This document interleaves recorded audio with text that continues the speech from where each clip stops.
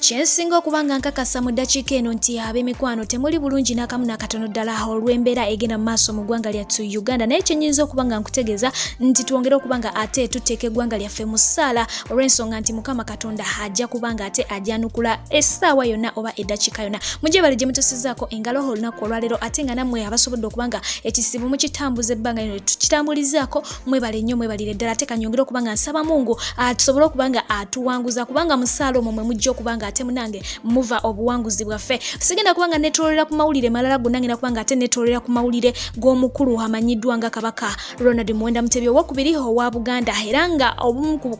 okusinziira ku butambi obwatambudde olunaku olw'eggulo ensonga nnyingi nnyo abantu ze bagenze mu maaso kubanga bekkenenya ne bagamba nti ddala kituufu Kabaka atali yekka era ng'ezimu ku ezo yeekakana akatambi nkakuteredde mu slow motion osobole okubanga onnyonnyoka nga bw'olengera Kabaka bwe yabadde ajja bw'ati afande yabadde agezaako okumulaga ku mukono gy'abakwata nga bulijjo enkola wetera okubeera nga amulaga nti alina kubanga adda ku right Kabaka naye ye teyakikoze yazze ate ku left era n'abagereka nga bw'omulengera eri yayimiridde n'atunuulira Kabaka nga mutuufu bimusobedde ng'alaba ndowooza waliwo ekitali kituufu na mwami we oba okitegedde kanga kuddiremu omulundi gumu atobere nga okekkanyiza ddala bulungi gwoba oli awo oyinza okubanga munange tewakalabye naye okusinziira ku babekkanyiza bo bakyekkanyiza nga ddala kituufu waliwo ekitali kituufu nga bulijjo Kabaka balaga mulage nti ddeeno era naddeeyo era omukulu oyo yamulaze nti alina kudda ku right naye ye teyazze ku right wabula ate yazze ku left ekintu ekyalese Nnaabagereka nga ayimiridde ng'ali stuck for some minutes oba for some seconds ate bw'atyo n'amala n'akola ki n'atambula n'amugoberera. Embeera eyo bw'etyo Abannayuganda bagenze maaso kubanga ate bagisoma era nga bye bimu ku ebyo bye basinziddeko ne bagamba nti munange Kabaka atali bulungi n'akamu n'akatono ddala. Nkugambye nti ensonga ziwererako ddala kwe balabidde ng'ovudde ku vidiyo eri we yalabikidde nti ddala mu butuufu tali bulungi gye nakulazeeko bagenze maaso kubanga ate beemulugunya ku keeki eyakoleddwa shape yaayo nga bagamba nti eri mu shape ya coffin oba keesi y'abafu ekintu ekyo si kirungi oba si kabonero kalungi era bwe batyo bagenze maaso kubanga bajjayo keeki ezize zikolebwa ku mazaalibwa ga Kabaka ag'enjawulo nga mutuufu zo zibadde zanjawulo nnyo ku keeks endala era nga tebakomye kwemulugunya ku shape ya cake yokka wabula nga bagendedde ddala mu maaso n'okwemulugunya ku colors ezateereddwa mu keeki eno nga bwagenze maaso kubanga ate ogiraba wabula ye omukozi wa keeki eyo oluvannyuma lw'okulaba oluvuvumo ku social media nga anenyezebwa nga bw'atali fair yavuddeyo n'abategeeza omukulu oyo gw'olaba yavuddeyo n'abeera nga abategeeza oba nga akiriyalinga n'agamba nti ye takola keeki kusinziira ku choice ye wabula akola keeki okusinziira ku choice ya client era ng'agamba nti ye ebiragiro bifunye okuva eri royal family nga bamugamba nti keeki yaabwe erina kubanga efaanana bwetyo. Yembeera nayo yabaddewo nga eraga nti si birungi waliwo still abasembeza ekifaananyi kye nga balaga amapeesa agabadde ku kkooti wabula nga ate epeesa erimu limenyefuko mu Bwakabaka bwa Buganda ekyo tekaba kabonero kalungi olw'ensonga nti Kabaka aba talina kwambala ngoye zifaananako bwe zityo ng'epeesa erimu limenyeryako ekyo nakyo kyaleetedde Bannayuganda bangi okubanga beeraliikirira. Waliwo yavuddeyo n'atugamba nti Kabaka talina kubanga ateeka mikono mabega bw'atyo mu Buganda ekyo tekiriiyo era wakikolera abeera ategeeza nti ali mu buwambe era nga yawandiseeko n'obubaka awo n'abagamba nti abamanyi sign language ekyo kitegeeza nti omuntu aba abalaga kabonero nti siri bulungi ndi mu buwambe era mbu Kabaka yagenze maaso kubanga ate ateeka emikono emabega ku kabaga akamazaalibwa ekyayongedde okubanga ate ekiraga Bannayuganda nti embeera si nnungi n'akamu n'akatono ddala esaidi eyo. Kansuubire nti bino abantu ababitegeera obulungi banaasobola okubanga tebongera okutunnyonnyola n'okunnyonnyoka ddala kituufu si kirungi okubanga Kabaka ateeka emikono emabega oba kaba kabonero kabi nga omukulu oyo bwe yagenze maaso kubanga ate atutegeeza. Obubonero bwe butyo bwe bweyongedde oba bwe butyo bufaananyeeko obwalaze nti embeera ya Kabaka teyabadde nnungi n'akamu n'akatono ddala ate nga n'okwogera teyasobodde kubanga ate ayogera wabula bantu bagenze mu maaso okubanga ate baleeta obutambi obumu ku abo Kabaka bwe yasembayo kubanga ayogera ne message gye yasembayo kubanga awa abantu ne bagamba oba oli awo embeera gye yali ayogerako yeenegena mu maaso kansooke nkuzzeeyoko katono.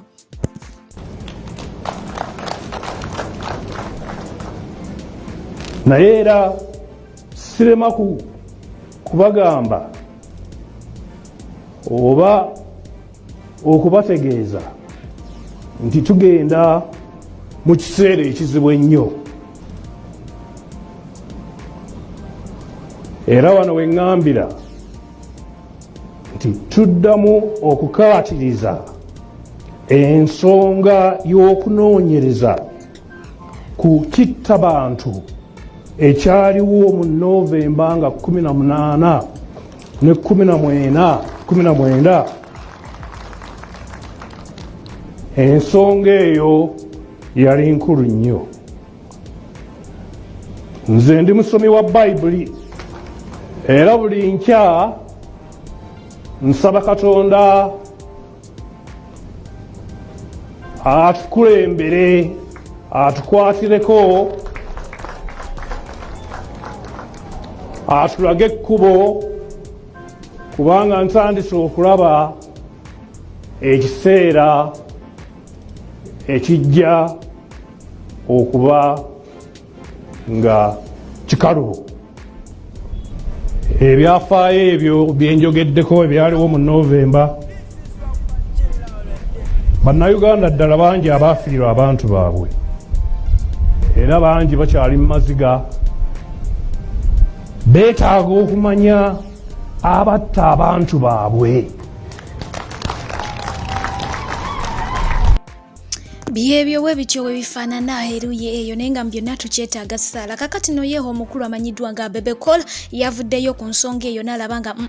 embeera egenda mu maaso si nnungi, ate nga si ye yekka bangi abavuddeyo, naye ono yagenze mu maaso okubanga ate agamba nti weewaawo ndi Muganda ate oli mwennyini atali wankwe, naye okusinziira ku mbeera nga bwegenda mu maaso siri musanyufu n'ekyo kye ndabye ku Kabaka. Era bw'atyo ne yeebuuza ab'oluli olulangira bali ku ki okuba nti Kabaka atuuka okubanga abeera mu mbeera eyo, era n'ababuuza nti babadde ddala bafa ki okutuuka okumuleeta mu bantu nga afaanana bw'atyo, nti babadde bagezaako kubanga bamulabisa, era bw'atyo wasinzidde n'abeera nga akoowoola gavumenti eri mu buyinza n'abagamba nti munange Kabaka amubeere nga mutwala ajjanjabibwe olw'ensonga nti wano abantu ab'ebitiibwa mu ggwanga lyattu Uganda balwalamu katono newe Kabaka Ssenyiga ne muleeta ennyonyi ne mubaddusa wabweru, naye lwaki Kabaka atuuka ku ssa bwe lityo ne mubeera nga tewali wadde kyemukozeewo. Ne yeebuuza Katikkiro Charles Peter Mayiga atambulira okumpi ne Kabaka nti ddala kiki ky'ogenze mu maaso okubanga ate okolawo nga embeera efaanana bwetyo. Era ono awadde n'ekyokulabirako eky'omukulu amanyiddwa nga Elias Lukwago Ledmeya omulambirira ffenna gwe tumanyi obulungi nti bwafuniramu akazibu newe Kabaka niwe kati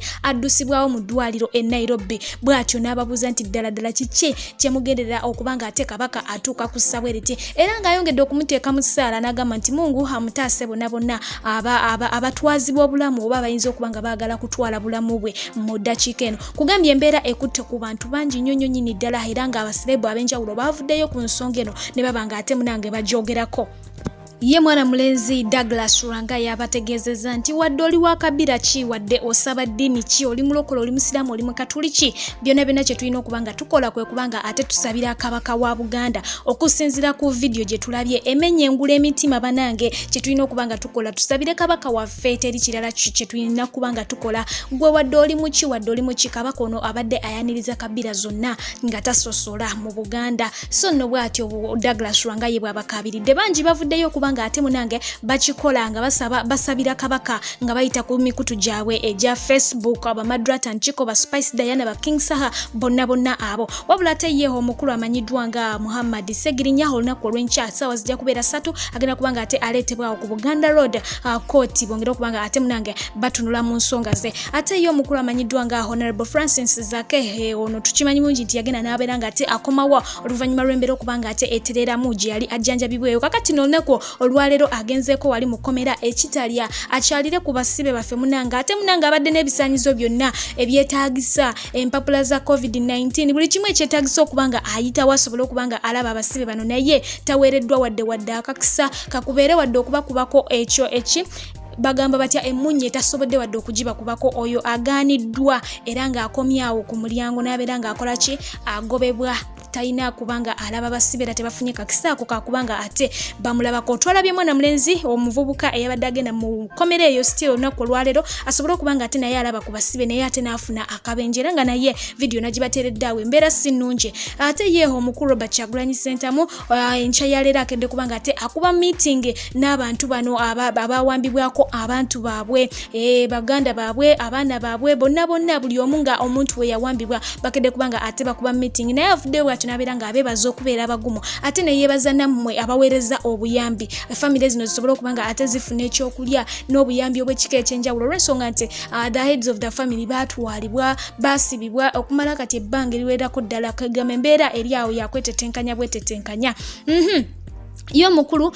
Minister of Foreign Affairs amanyiddwa nga Sam Kutesa bwatyo avuddeyo olunaku olwaleero n'alekaawo ekiwandiiko banaafulumya ekiwandiiko ekiraga nti gavumenti ya Uganda tewambangako muntu wadde n'omu era bwatyo nagenda maaso okukuutiza ku kikubuwandiike ng'agamba nti gwe bwenna anaakwatibwa nga weenyigira mu kumenya amateeka ogenda kukwatibwa osibibwe ate omala okubibwe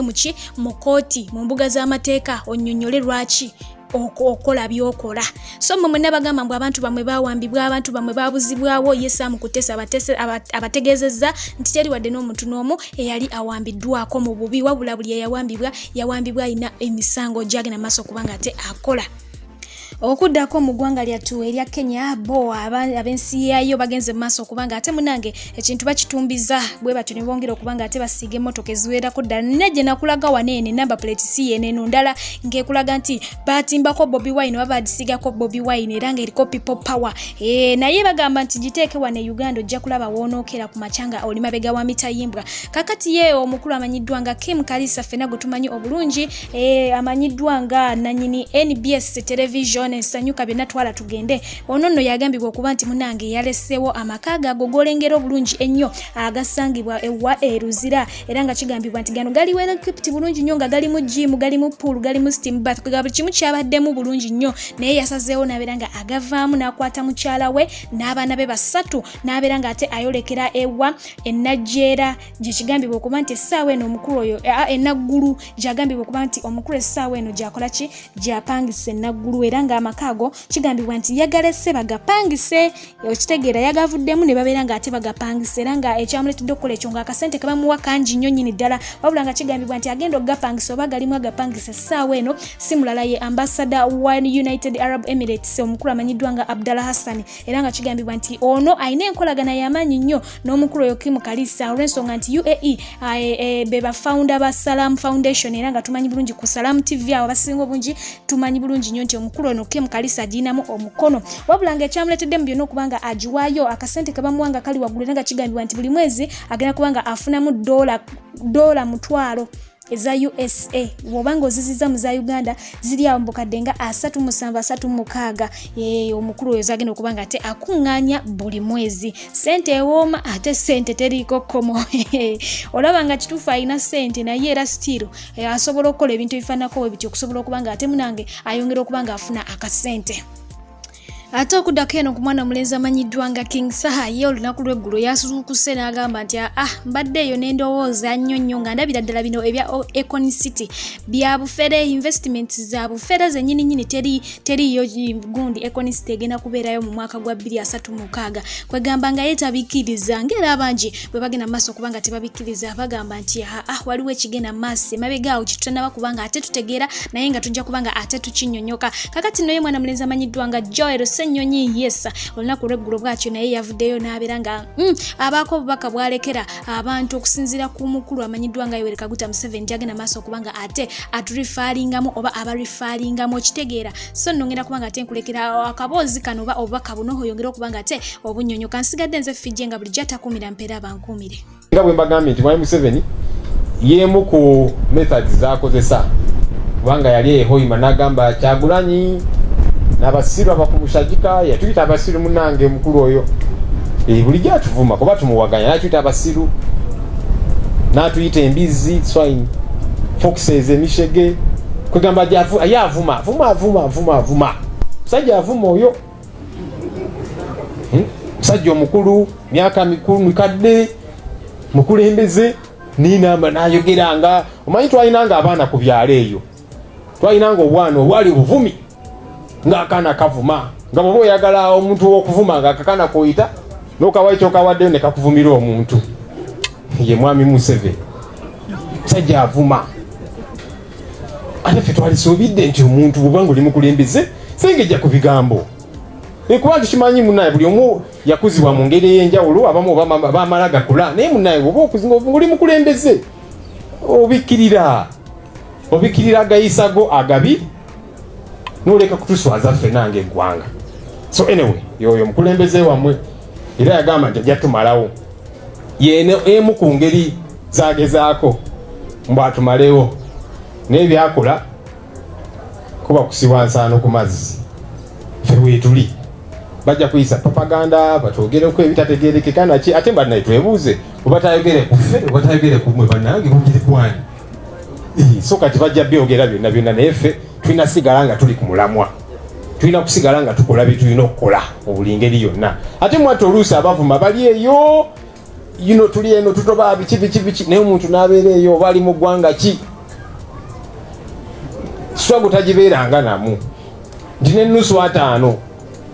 teyagaleeta gayambe mu struggle abaana abafa bali makomero baki campaign talina ngeri naye kati ogugwe bwagata ku struggle ng'avuma abakulembeze oyo aba akolera ani. Ebintu bino bijja bibeerawo ettaka ly'Abannayuganda public land ligabibwa mu ngeri etategeerekeka okusookera ddala ate ettaka ne litakola kibagambe ligenda kukola. So kati butawulidde nti ne Econ naye bamuwadde square mile y'ettaka ery'Abannayuganda nti agenda teekawo ekibuga. Nengamba omukulu ono myaka 3 emabega 2018 yalonkinga ekintu kyekimu mu ggwanga lye Senegal ne kaakati ettaka lye bamuwe Senegal teri kiriyo. Ne kaakati yazze eno ne tukyamuka nnyo akatukuwe square mile osanga eri bwe kyagaana wano kijja kubeerawo. So ffe Econ ng'omuntu tumwinaako obuzibu naye ekitulinako obuzibu gavumenti okugenda ng'egaba ettaka ly'Abannayuganda mu ngeri etategeerekeka nga te muntu omu yaligaba. Tetulina institutions, tetulina bitongole ebino okukwasaganya ensonga zino nti oba ogenda okugaba ettaka oligabiddaani bukwakulizo ki bw'oteekawo kubanga nga bwe mbadde example ettaka ligenda ligabibwa teri kibeerawo ku ttaka lino and we are still giving away land. So ebintu bino tebitegeerekeka ebibuuzo bingi nga ansa ntono.